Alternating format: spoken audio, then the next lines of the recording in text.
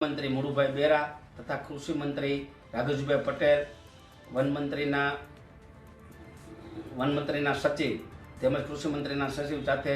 બેઠક યોજી ખેડૂતોને જે મૂંઝવતા પ્રશ્નો હતા તેનું નિરાકરણ કરવા માટે અમને સાંભળ્યા અને તેમને જવાબદારી લીધી કે અમે આ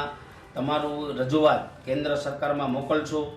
અને ખેડૂતોને મૂંઝવતા પ્રશ્નો છે તેનું નિરાકરણ કરશું. અમે એક જ